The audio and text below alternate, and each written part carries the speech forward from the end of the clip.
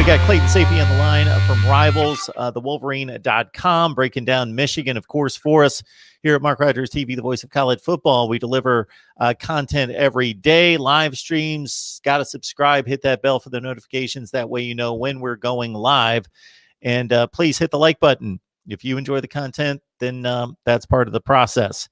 Let's go to the defensive front. And I know that you and Michigan fans are very happy that Rayshawn Benny finally came into the fold out of Oak Park as a 4-star. Yeah, he's a kid that I think we've been talking about for a few months. Whenever you ask me about recruiting, the name has been Rayshawn Benny for a number of reasons. We can talk about all the guys, especially the skill guys that Michigan got that kind of headline the class. But Rayshawn Benny now is kind of the guy that I think everyone wants to talk about. He signed on late signing day. This is a kid who back in November chose Michigan State. Remember, Michigan State beat Michigan on the field on Halloween, and that kind of changed the perception a little bit. Mel Tucker's been known as a very good recruiter throughout his time, coaching as an assistant in the SEC, then going on and coaching at Colorado, pulled in a good class, only had 1 year there. So it was like, okay, he's going to Michigan State. Well, he didn't sign in the early period, which was a sign that he kind of wanted to, maybe weigh his options a little bit. Michigan's been the one constant for him. He's been a kid that they've really wanted for the entirety of the 2021 recruiting cycle. Jim Harbaugh has been heavily involved trying to get him to commit to Michigan for a long time, and they've kind of built up a really good relationship. Same with Shaun Nua, the defensive line coach, who he hadn't really closed on many recruits until just this past a couple of weeks in the late signing period. So credit to Michigan staff. And then the new guys, Mike Mcdonald, the new defensive coordinator, jumping in, making him a priority. Signing day morning, he just tweets out he's, signed with Michigan after being a Michigan State commit. So in the state here, there was a lot of hostility, I'd say, on signing day, but Michigan fans were happy. He's a number 98 kid in the country, number 9 defensive tackle, number 5 player in the state, but I've gone out and seen him in person, and he's not just a strong, explosive athlete, and just has that big body. He's got some athleticism to him.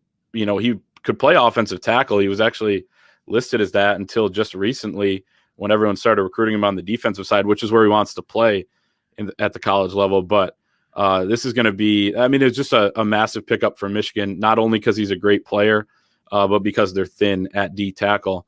And then the rest of the defensive line, Ike Iwuna is a kid out of Texas that Michigan was able to get late. He was actually committed to Colorado and then decommitted just a couple weeks later on signing day when he flipped to Michigan. A guy that was maybe kind of the safety net. If you don't get Rayshawn Benny, you want to get at least another body at defensive tackle. But again, they wanted as many bodies as they could get, and he's a solid upside guy. A 3-star, 6'4", 290 out of Garland, Texas. And Michigan was happy to get him at the end as well. Lots of D linemen in this class. We can continue on with George Rooks, who was another big win for Michigan late in the process. He committed just a week before the late signing day, was strongly considering Penn State. There was, I think, a time where, okay, he's going to commit to Michigan. Then he pushed back, looked like he was going to commit to Penn State. There was a time when he started, picks started coming in on both networks, Futurecast and Crystal Balls, for him to go to Boston College. He's there out of Jersey City, 4-star defensive end who can slide down and play the defensive tackle. Finally chooses Michigan. His sister played basketball in Ann Arbor. He's visited there the most. It was kind of the comfortability, and another big win for Shaun Nua, the defensive line coach there, with George Rooks. I think those guys kind of headline the defensive line class. Then you have some guys that signed early in Keyshawn Bennett out of Connecticut. He's a 4-star defensive end who's going to be a pass rush type of guy. TJ Guy, a 3-star out of Mansfield, Massachusetts. He's a Don Brown recruit out of Massachusetts, but a super underrated type of guy, like some of those guys are coming out of New England. Strong side DN, could also play the 3 technique. And let's see, Dominic Judice is a 2-star defensive tackle, listed as a strong side defensive end out of New Jersey. He is a big body in there that they wanted at defensive tackle. Again, another guy where it's like we need to, get a guy at this position, more of a project type of guy, but could have a future down the road as well. So when you looked at this class after the early signing period, we kind of recapped that a few months ago when you had me on, and we talked about D-line was one of the holes in this class. Well, no longer with George Rooks coming in, Ike Iwuna, and then the headliner in Rayshawn Benny at D tackle. So pretty impressive haul there in the late period, kind of shot Michigan up the rankings to number 9 in the country. That was kind of the late movement there. The 3 guys that signed late were all defensive linemen. It was just massive. When you watched the team on the field last year, it was evident they needed guys, they needed help, and they got it. Clayton, I may take the 2-star name and put it somewhere where I'm not going to forget it, not going to miss it, because what intrigues me about that is I'm not a recruiting guy, but I got to follow it based on this. And I bring in guys like you and I learn and I look at the recruiting rankings constantly. I'm not a recruiting guy. I'm not scouting guys, but I'm on top of it in regards to what's going on. And if you look at a program like Michigan, we're talking about a top 10 class in the nation, and they're constantly pulling in top 10 to 12 classes in the nation.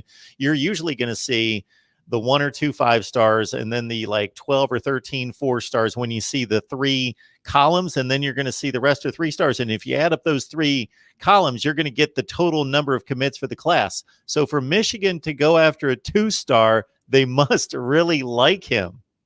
Yeah, I think so. And it was kind of out of the blue, when he committed. And people were kind of like, is he a take? Are they going to take him? And it was like, yes, no, he is.